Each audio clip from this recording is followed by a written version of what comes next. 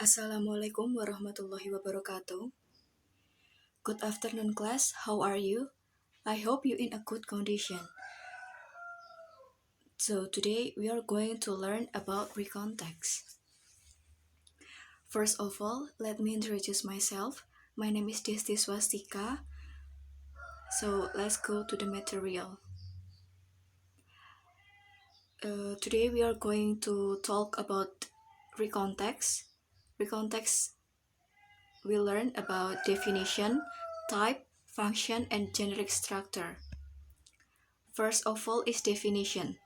What is recontext? Recontext is a text that retell a story, an experience, or an event that happened in the past. Jadi, teks yang menceritakan kembali sebuah pengalaman, kejadian yang terjadi di masa lalu. Yang kedua, recontext is divided into three. First is biography, two, historical recount, and third is experience. Jadi recontext dibagi menjadi tiga. Yang pertama biografi, yang kedua historical recount, dan yang ketiga adalah experience. Biografi adalah sebuah teks yang di dalamnya terdapat riwayat hidup seseorang. Historical recount adalah teks yang berisi tentang sejarah pada masa lalu. Experience adalah pengalaman pribadi yang telah terjadi di masa lalu. Selanjutnya adalah functions of recontext. Yang pertama, untuk menceritakan pengalaman penulis kepada pembaca tentang sejarah masa lalu atau pengalaman penulis.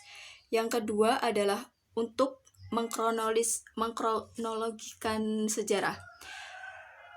First, to tell experience in which the writer was personally involved to inform the readers by telling the past event, historical, and achievement in person's life.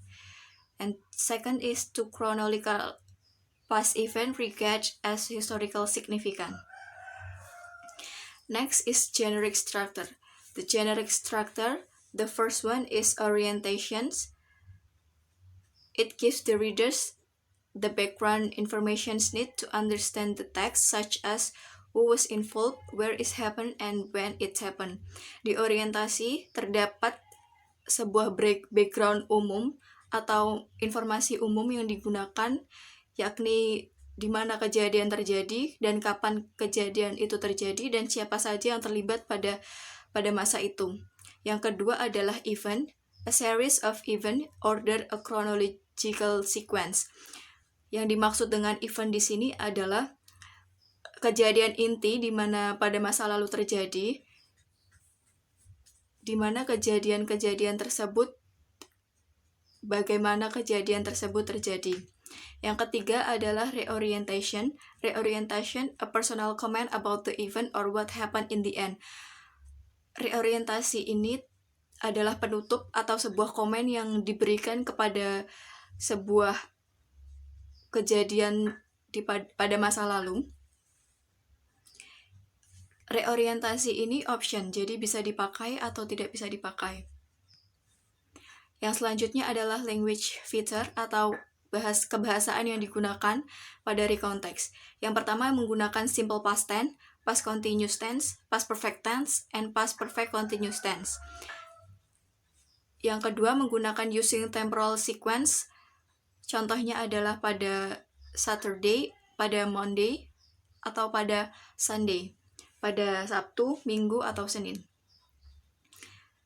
Yang ketiga, berfokus pada specific participants, yakni berfokus pada orang-orang tertentu. Selanjutnya, menggunakan kata penghubung, seperti kemudian, sebelum, sesudah. Lalu menggunakan action verb atau when, stay, jadi menggunakan verb ketiga.